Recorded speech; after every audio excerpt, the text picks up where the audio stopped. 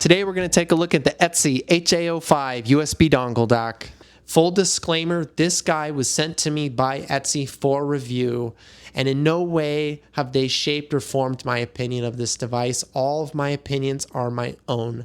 There's going to be a link and a discount code in the description down below, so if you'd like to pick this guy up, go ahead and you can use that discount code down below.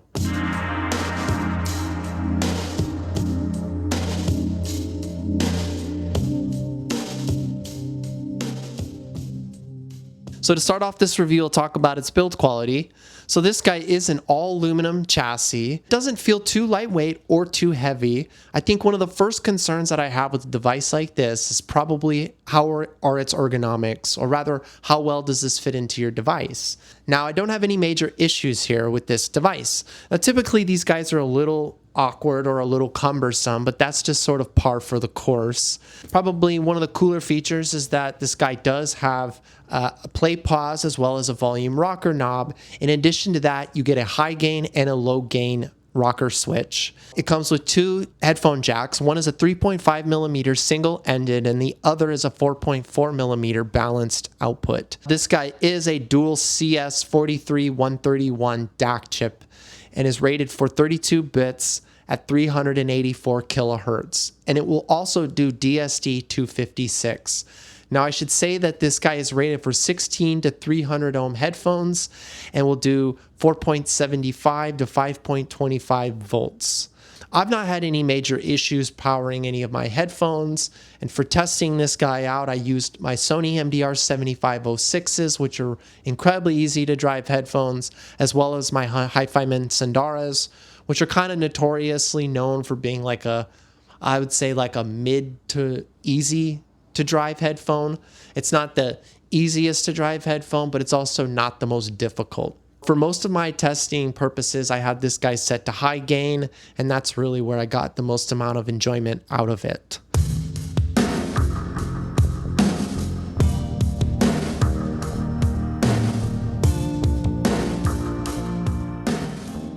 Now, I think one of the biggest selling features with a device like this is that it's a device that can really live with you throughout the day, or rather it's a device that you can start and end your day with. And so what do I really mean by that? I think that if you're somebody that's mostly portable or on the go, this is a device that you can wake up in the morning, you can grab off your desk, and then head out into the world listening to music. I took this thing to the coffee shop on walks, I took it on the bus, and I would just bring it with me, mostly powering my Hi-Fi Sandaras or my 7506s. In all of those listening conditions, I found incredible amount of enjoyment out of this. And I found that really, for those purposes, it was more than adequate, for just being portable, hanging out at the coffee shop for a couple of hours. I could sit down and listen to an album or two. This is perfect for that.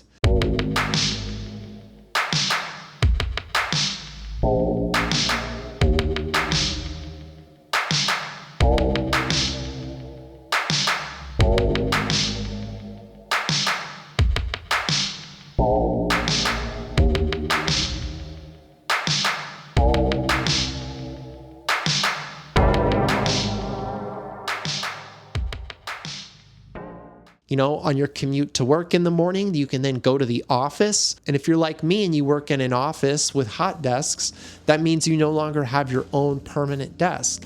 And I can no longer bring my headphone amp and my DAC and, all my headphones and just leave them there. And so having something like this gives me the ability to bring a pair of nice headphones. I can plug this into my phone or even my iPad or even my computer at work, and I can have that sonic bliss while I work. And so this has just been a really great companion for that.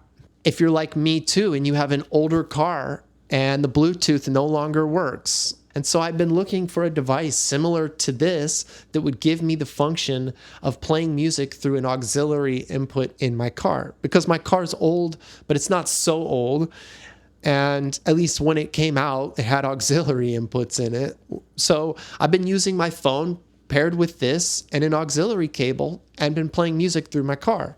And I don't know if it's the reference or my reference being Bluetooth, but I don't ever remember the sound quality sounding as good in my car. And I think like even from the perspective of CDs, this has been such a massive improvement in sound quality. Whereas before I used to experience a lot of distortion at loud volumes in my car when playing through Bluetooth on my older phones, this guy allows me to play at much louder volumes without having that distortion. And so this has just been such a cool device for that.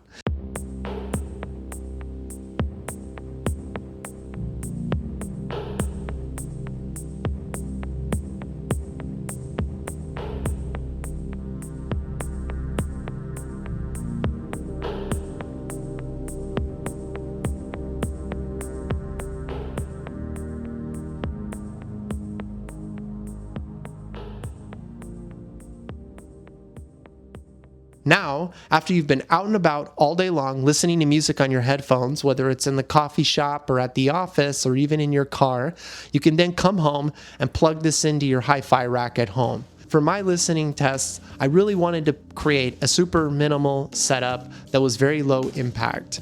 And the idea here is that we get great sonics without having to have this incredibly cumbersome system.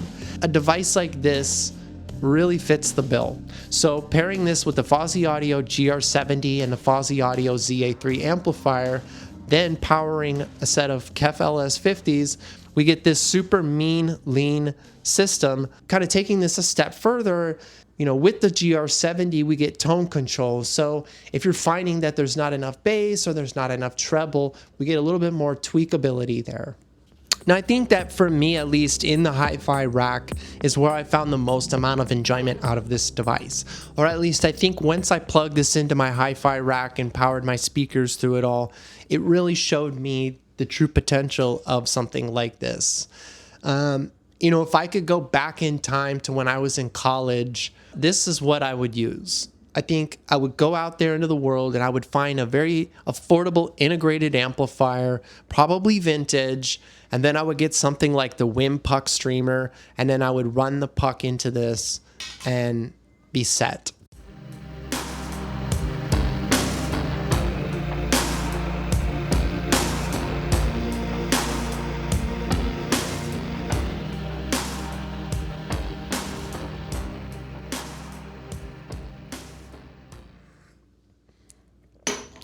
Now, I think when we compare this system to my reference system, I'm not going to get as wide of a soundstage or as deep, and nor is it as three-dimensional or as holographic or just as generally as three-dimensional as my reference system.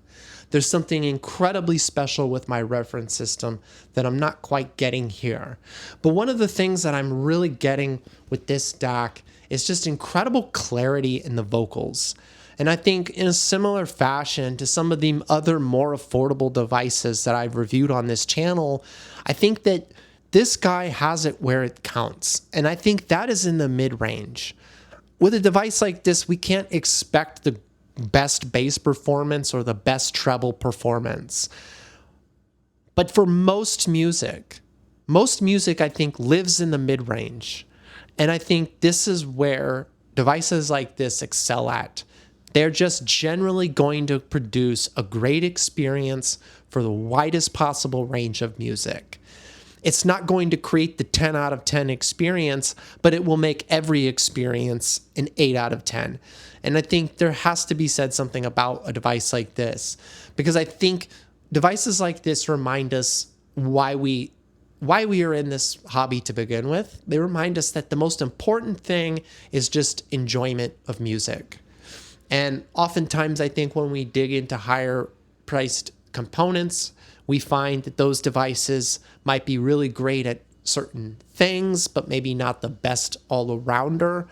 And when you think of a device like this, at least for me, I want a device that is a all-arounder that's going to be good for most listening scenarios.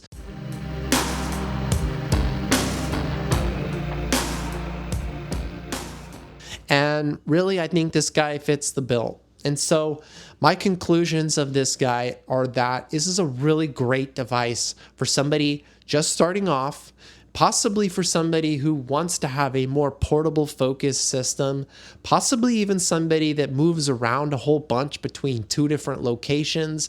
Maybe, you stay with your mom one day or you stay with your dad the other day. Maybe you spend a whole lot of time at the office or at work. Maybe you travel a whole lot.